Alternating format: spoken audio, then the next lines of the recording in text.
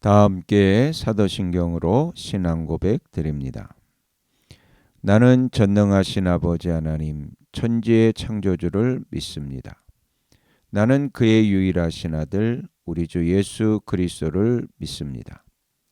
그는 성령으로 잉태되어 동정녀 마리아에게서 나시고 본디오 빌라도에게 고난을 받아 십자가에 못 박혀 죽으시고 장사된 지 사흘 만에 죽은 자 가운데서 다시 살아나셨으며 하늘에 오르시어 전능하신 아버지 하나님 우편에 앉아 계시다가 거기로부터 살아있는 자와 죽은 자를 심판하러 오십니다.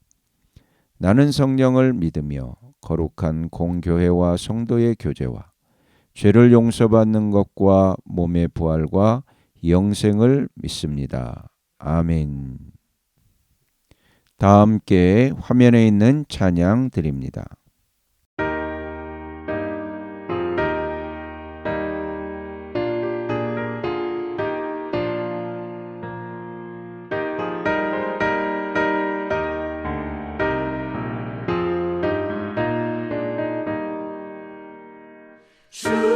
주님께 영광 다시 사신 주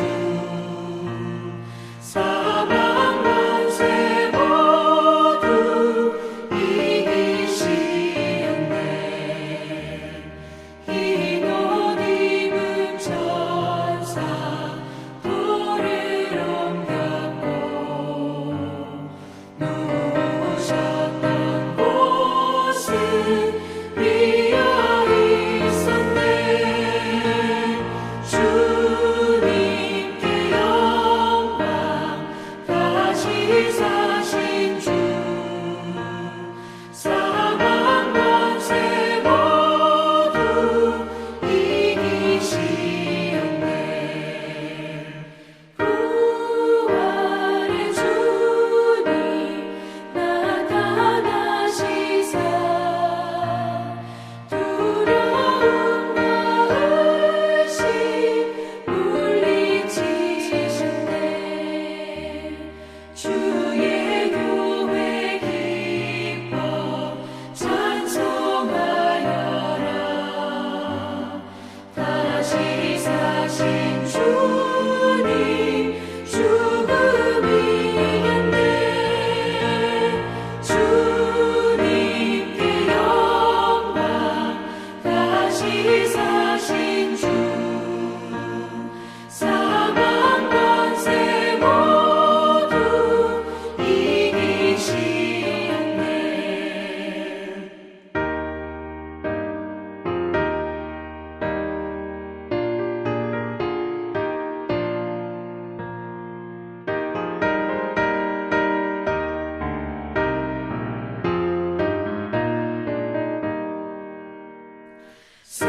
생명의 임금 영광의 주님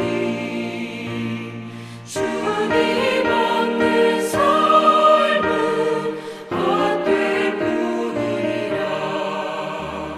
주의 사랑으로 세상 이기고 요단 건너 본향 가게 하소서. 주님께 영광 다시 사신 주 사방 권세 모두 이기시었네.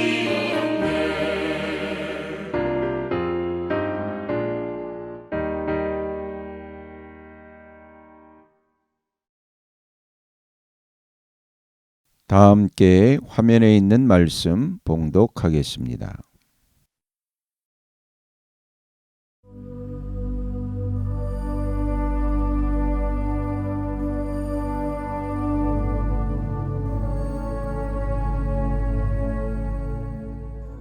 제3장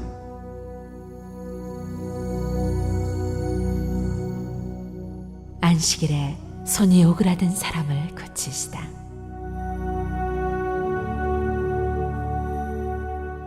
예수께서 다시 회당에 들어가셨다. 그런데 거기에 한쪽 손이 오그라든 사람이 있었다.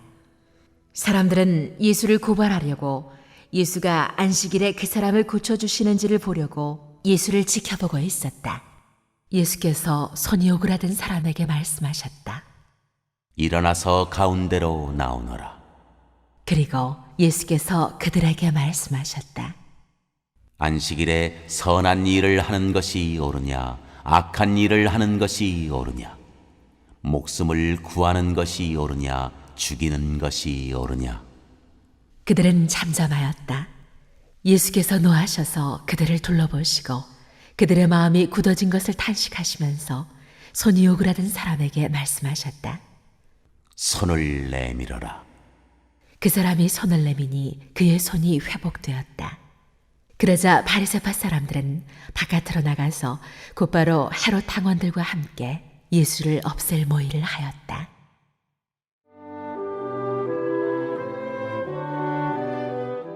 많은 사람이 모여들다.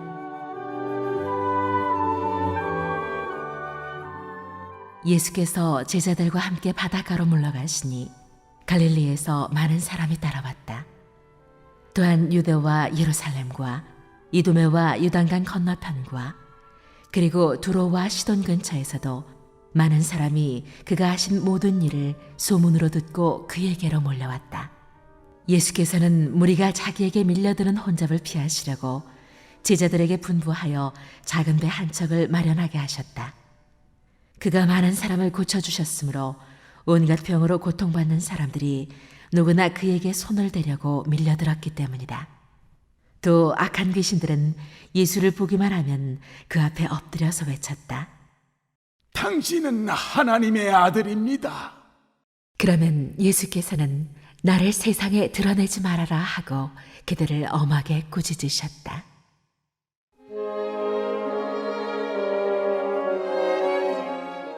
열두 제자를 뽑으시다.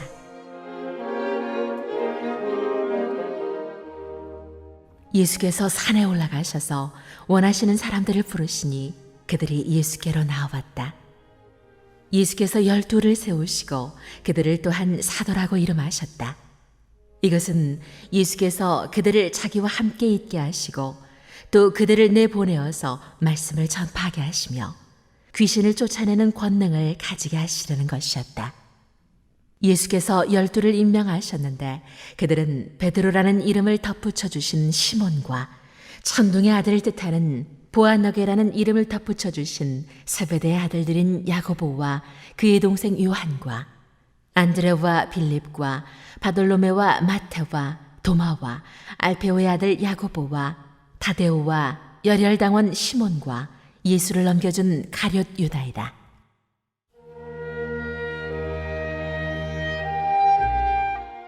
예수와 바알세불.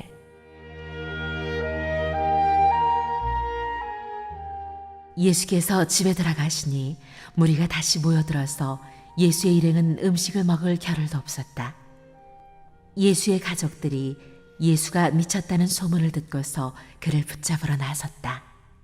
예루살렘에서 내려온 율법학자들은 예수가 바알세불이 들렸다고 하고 또 그가 귀신의 두목의 힘을 빌어서 귀신을 쫓아낸다고도 하였다. 그래서 예수께서 그들을 불러놓고 비유로 그들에게 말씀하셨다. 사탄이 어떻게 사탄을 쫓아낼 수 있느냐? 한 나라가 갈라져서 서로 싸우면 그 나라는 버틸 수 없다. 또 한 가정이 갈라져서 싸우면 그 가정은 버티지 못할 것이다. 사탄이 스스로에게 반란을 일으켜서 갈라지면 버틸 수 없고 끝장이 난다. 먼저 힘센 사람을 묶어놓지 않고서는 아무도 그 사람의 집에 들어가서 세간을 털어갈 수 없다. 묶어놓은 뒤에야 그 집을 털어갈 것이다. 내가 진정으로 너희에게 말한다. 사람들이 짓는 모든 죄와 그들이 하는 어떤 비방도 용서를 받을 것이다. 그러나 성령을 모독하는 사람은 용서를 받지 못하고 영원한 죄에 매인다. 예수께서 이 말씀을 하신 것은 사람들이 그는 악한 귀신이 들렸다 하고 말하였기 때문이다.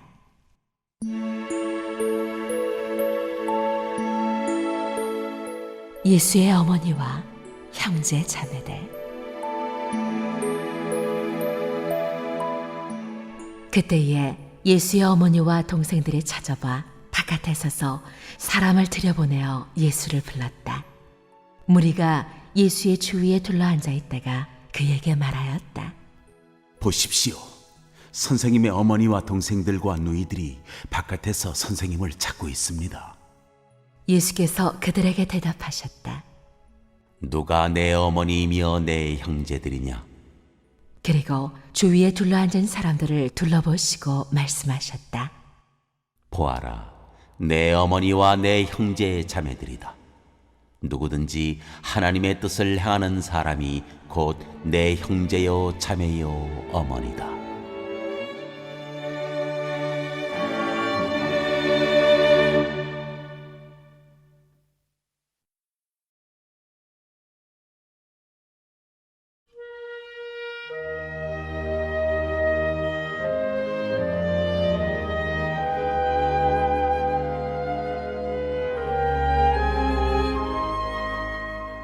제 4장.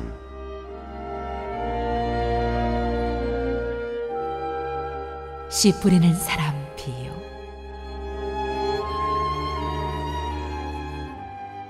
예수께서 다시 바닷가에서 가르치기 시작하셨다. 매우 큰 무리가 모여드니 예수께서는 배에 오르셔서 바다 쪽에 앉으셨다.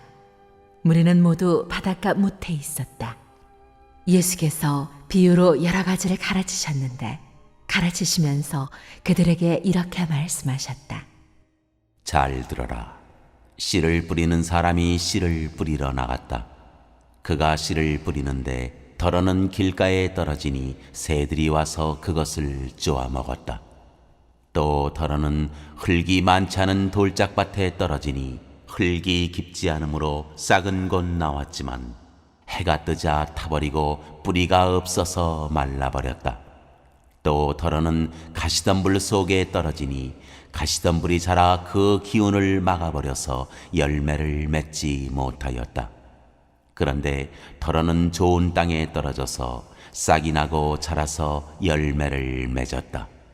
그리하여 30배, 60배, 100배가 되었다. 예수께서 덧붙여서 말씀하셨다. 들을 귀가 있는 사람은 들어라.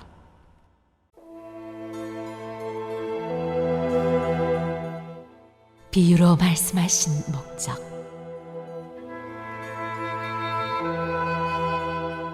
예수께서 혼자 계실 때에 예수의 주위에 둘러있는 사람들이 12제자와 함께 그 비유들이 무슨 뜻인지를 예수께 물었다. 예수께서 그들에게 말씀하셨다. 너희에게는 하나님 나라의 비밀을 맡겨주셨다. 그러나 저 바깥 사람들에게는 모든 것이 수수께끼로 들린다. 그것은 그들이 보기는 보아도 알지 못하고 듣기는 들어도 깨닫지 못하게 하셔서 그들이 돌아와서 용서를 받지 못하게 하시려는 것이다.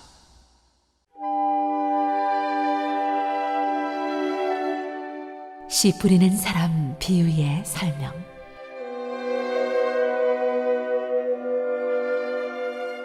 그리고 예수께서 그들에게 말씀하셨다. 너희가 이 비유를 알아듣지 못하면서 어떻게 모든 비유를 이해하겠느냐? 씨를 뿌리는 사람은 말씀을 뿌리는 것이다. 길가에 뿌려지는 것들이란 이런 사람들이다. 그들에게 말씀이 뿌려질 때 그들이 말씀을 듣기는 하지만 곧바로 사탄이 와서 그들에게 뿌려진 그 말씀을 빼앗아간다. 돌짝밭에 뿌려지는 것들이란 이런 사람들이다. 그들은 말씀을 들으면 곧 기쁘게 받아들이기는 하지만 그들 속에 뿌리가 없어서 오래가지 못하고 그 말씀 때문에 환난이나 박해가 일어나면 곧 걸려 넘어진다. 가시덤불 속에 뿌려지는 것들이란 달리 이런 사람들을 가리키는데 그들은 말씀을 듣기는 하지만 세상의 염려와 재물의 유혹과 그 밖에 다른 일의 욕심이 들어와 말씀을 막아서 열매를 맺지 못한다.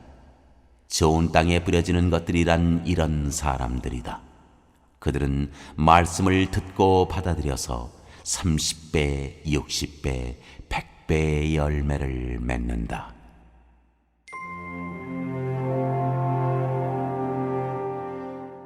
등불은 등경 위에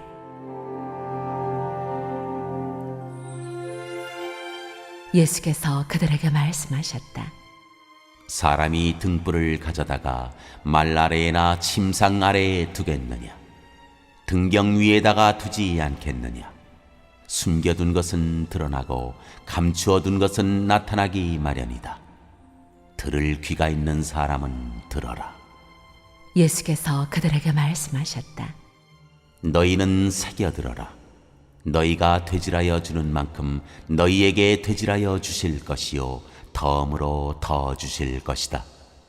가진 사람은 더 받을 것이요 가지지 못한 사람은 그 가진 것마저 빼앗길 것이다.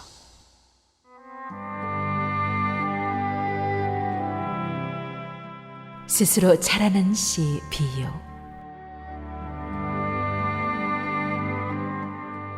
예수께서 또 말씀하셨다. 하나님 나라는 이렇게 비유할 수 있다. 어떤 사람이 땅에 씨를 뿌려놓고 밤낮 자고 일어나고 하는 사이에 그 씨에서 싹이 나고 자라지만 그 사람은 어떻게 그렇게 되는지를 알지 못한다. 땅이 저절로 열매를 맺게 하는데 처음에는 싹을 내고 그 다음에는 이삭을 내고 그 다음에는 이삭의 알찬 나달을 낸다. 열매가 익으면 곧 낫을 댄다. 추수 때가 왔기 때문이다.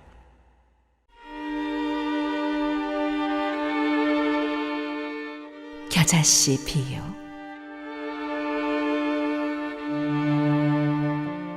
예수께서 또 말씀하셨다. 우리가 하나님의 나라를 어떻게 비길까? 또는 무슨 비유로 그것을 나타낼까? 겨자씨와 같으니 그것은 땅에 심을 때에는 세상의 어떤 씨보다도 더 작다. 그러나 심고 나면 자라서 어떤 풀보다 더 큰 가지들을 뻗어 공중의 새들이 그 그늘에 깃들일 수 있게 된다.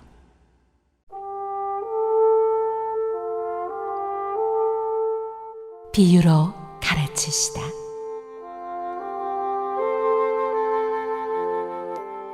예수께서는 그들이 알아들을 수 있는 정도로 이와 같이 많은 비유로 말씀을 전하셨다.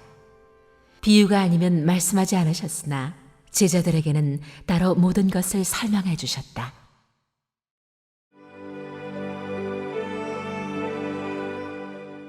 풍랑을 잔잔하게 하시다.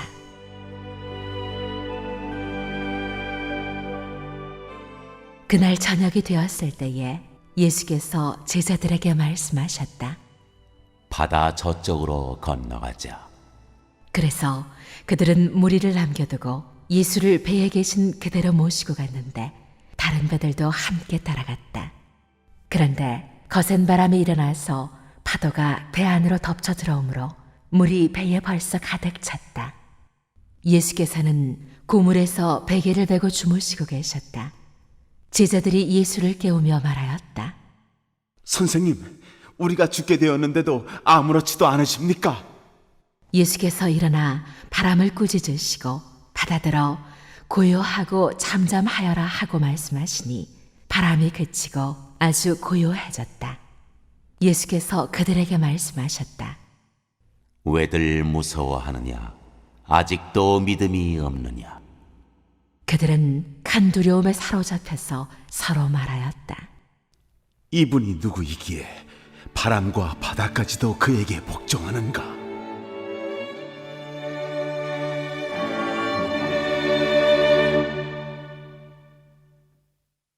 오늘 읽은 말씀을 가지고 인마 하나로 묵상하겠습니다.